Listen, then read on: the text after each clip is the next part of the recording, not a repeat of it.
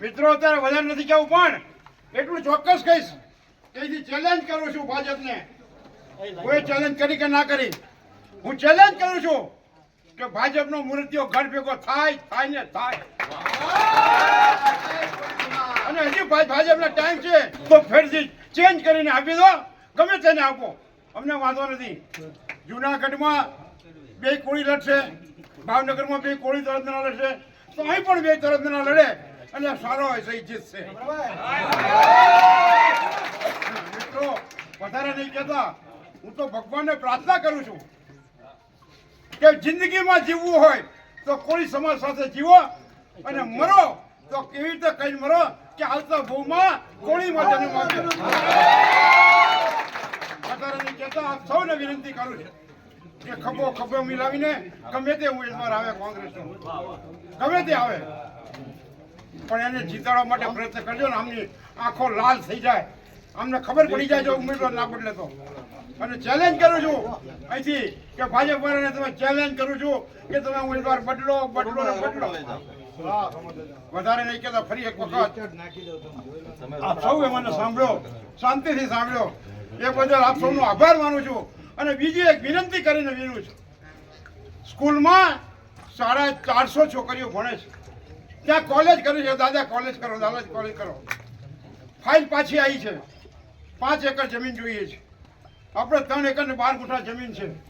હવે 2 એકર જમીનના 2 કરોડ રૂપિયા બાજુમાં બોલે છે. તો દરેક મિત્રોને ગામડે ફરીને એક ગામમાંથી 1 લાખ રૂપિયા કરી લો, 5 કરોડનો ખર્ચો છે.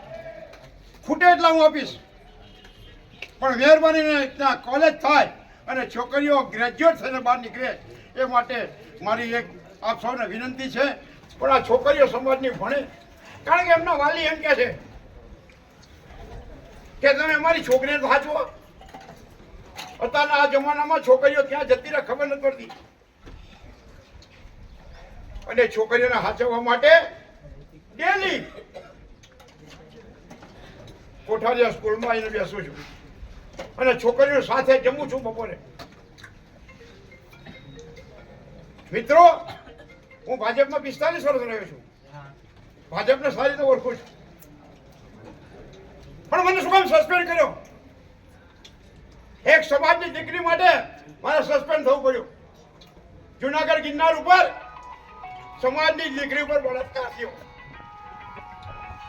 કોઈ આંદોલન કર્યું, સોમભાઈએ 40 સભા ઓછી અમે કરી, 40 સભા, એટલે મને સસ્પેન્ડ કર્યો. સમાજ માટે સસ્પેન્ડ થયો છું, મારા માટે નહીં. અને સસ્પેન્ડ થયા પછી કોંગ્રેસમાં આવ્યો છું, અને કોંગ્રેસમાં 3 વખત લોકસભા લડ્યો, 2 વખત વિધાનસભા લડ્યો, અને હજી બી આગળ જે થઈ કરું.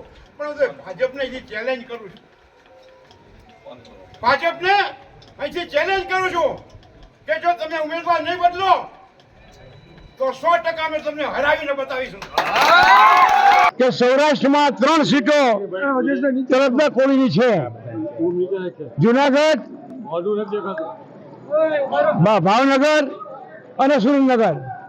પણ છેલ્લા 3 વખતથી ભારતીય જનતા પાર્ટી અન્યાય કરે છે. જુનાગઢ અને ભાવનગરમાં બંને પાર્ટીઓ કોળીને ટિકિટ આપે છે. અહીંયા અન્યાય કરે છે, માટે આજે તરફદાર કોળીની મિટિંગ અહીં બોલાવી હતી, એના વિરુદ્ધમાં કે ગમે એમ કરીને કાં તો એનો ઉમેદવારી પાછું ખેંચે અને તરફદાર કોળીને ટિકિટ આપે. બસ આવનારા દિવસોમાં અમે ભારતીય જનતા પાર્ટીના વિરુદ્ધમાં મતદાન કરવા માટે દરેકને વિનંતી કરી છે.